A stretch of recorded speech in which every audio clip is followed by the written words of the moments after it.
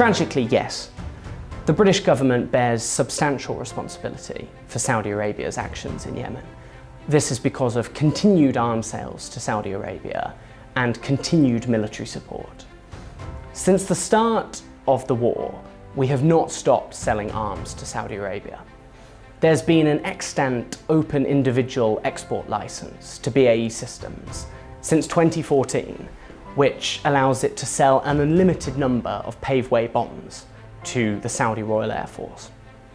And then in 2017, Theresa May and Mohammed bin Salman sat down together and signed a letter of intent under which Saudi Arabia agreed to buy a second batch of Typhoon aircraft.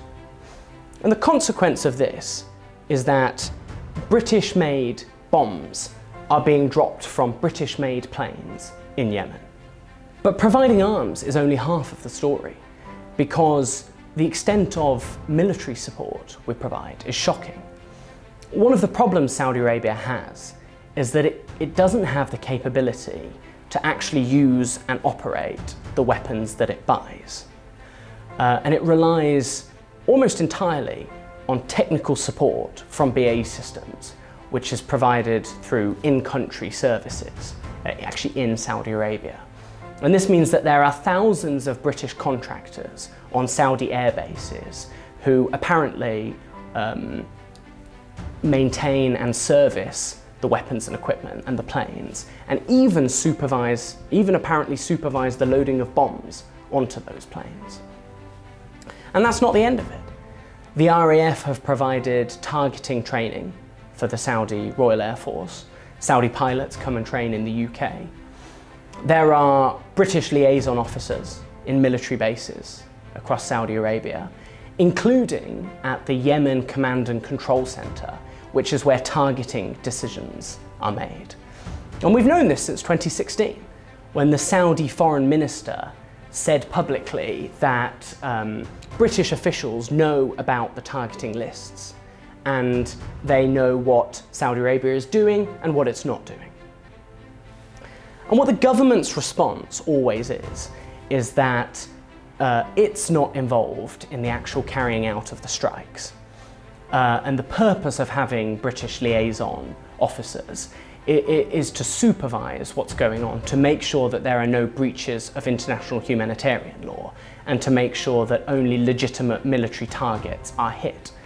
But that excuse is ludicrous, because since the start of the war, Saudi Arabia and the Saudi-led coalition has consistently targeted, or at least hit, non-military sites.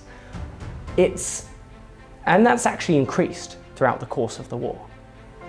So the British presence has certainly not, at least not overtly, reduced that. And it is the systematic bombing of farms, marketplaces, food storage units, which has caused the current famine. There are now 20 million Yemenis, that's nearly 70% of the population, who are food insecure. And of them, 8 million are at risk of starvation. And this is heartbreaking. Almost every child in Yemen now is in need of aid in one form or another. And to make the whole thing even more ludicrous, the British government is actually the 5th largest donor of aid to Yemen. In the next year, DFID is going to spend £170 million or thereabouts on aid projects in Yemen to try and rebuild the country. So effectively, the UK taxpayer is paying for the government to clean up the mess that its own policies on arms exports and military support to Saudi Arabia is creating. Yemen is now the world's greatest humanitarian crisis. Homes, lives, and livelihoods have been destroyed. And this crisis is a partly British-made one.